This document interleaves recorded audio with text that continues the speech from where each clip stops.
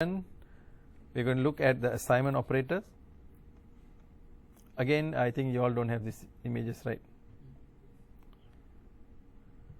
So earlier when we actually writing all those various numbers and things like that, only few examples we actually assign as into a variable. Like the first one, we assign a equals to true. That is known as assignment operator. We assign a value. But when we actually working in a Python notebook, we can actually store our results in variables. This is something similar like C programming, that we store into variables, right? So you can actually, same thing also in assembly language, but your container is the file register location address, but then you assign it to a variable name, right? You can actually assign, then you can freely use that variable name. That we don't have to do here because this is a high level language. It already does the assigning of the memory location. Here you just have to worry about assigning the name for the variable. Where to store, it will handle by itself. So we can always see the variable as a container, so it holds the information. So how we can actually assign what to put into our container? So by assigning the assignment operators. So these are all operators that are supported by Python. So equal sign, this assigns.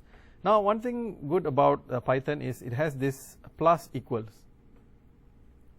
In C programming, any one of you remember how do you actually write a variable? Then you want to declare the variable.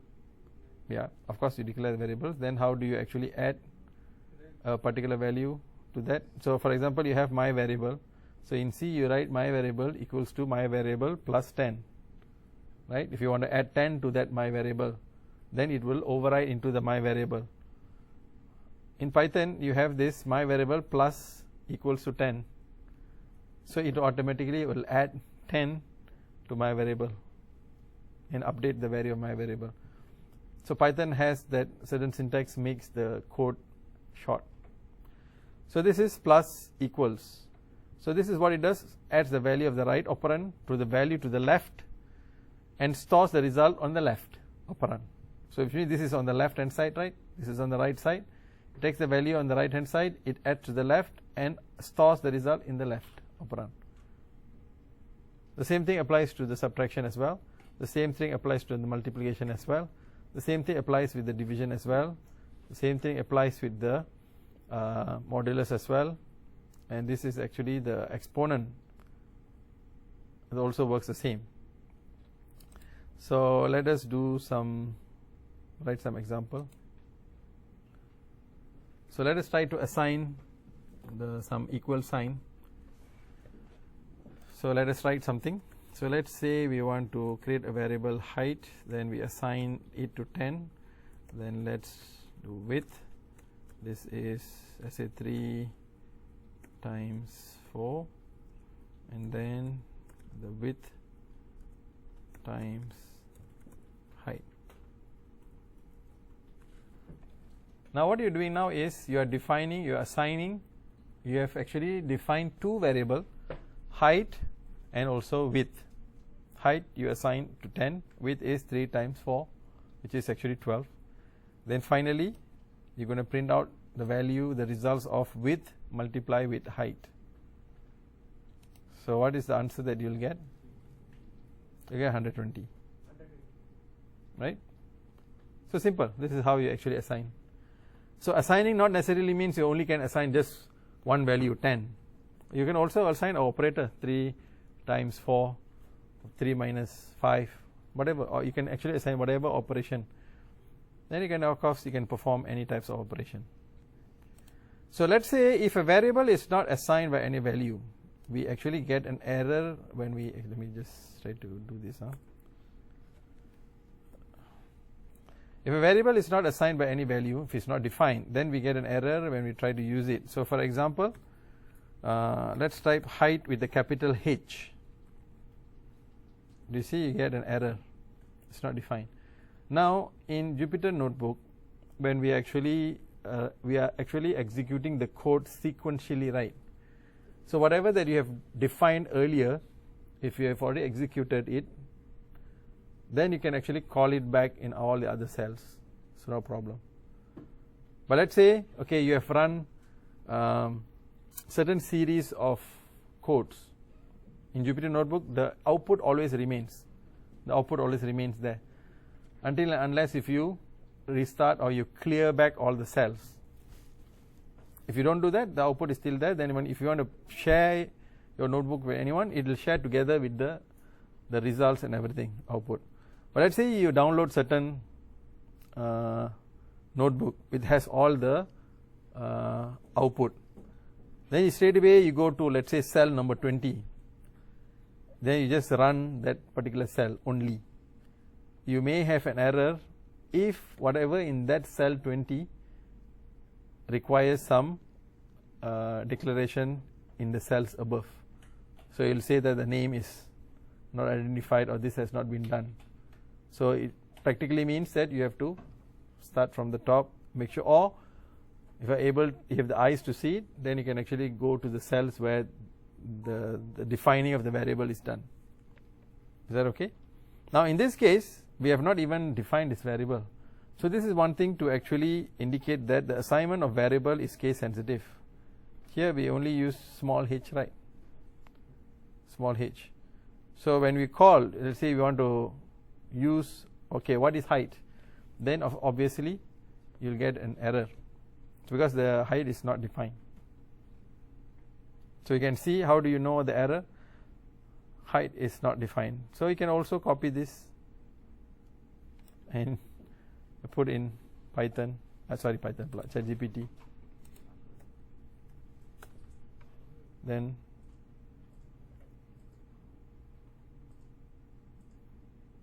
so it will give you some to make sure you define the variable correctly and things like that. So here's one example where you can actually try to understand what is the nature of the error. Of course, here I am just simply giving it straight away what is the error. If I give the code before, you will say that the error is because you have defined height variable, which is h is small letter, it's not capital, that's why you're having that error. Okay, we're going to leave the error as it is, as a learning point. So let's try to do this. Oops, sorry.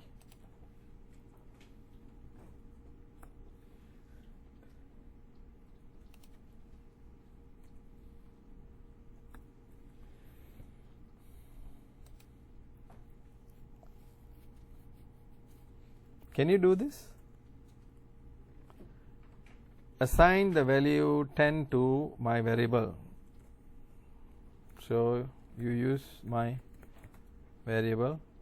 How do you assign 10? Equals 10. The best part is you don't need semicolon anything here in Jupyter Notebook. Then add the value 10 to my variable. What is the operator that you use? Yes. So use the plus equals.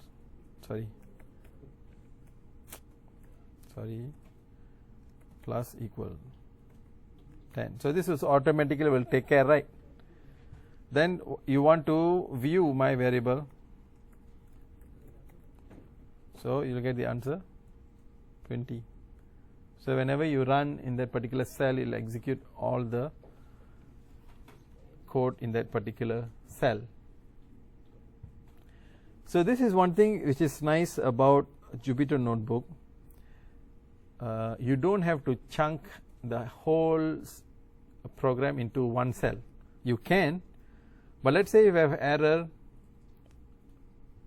of course then you'll have the whole list of error comes out. But if you do cell by cell, it's much more easier for you to identify and understand what's actually going on. Let's try one more, last one. Try the following code. So let's say if you define my variable 1, so this one, let's say you define as 10, then let's define my variable 2.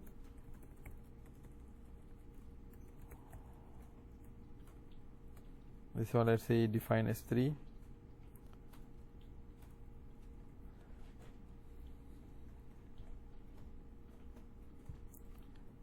So if you use something like this, my variable 1 plus plus equals to my variable 2. So what this is doing?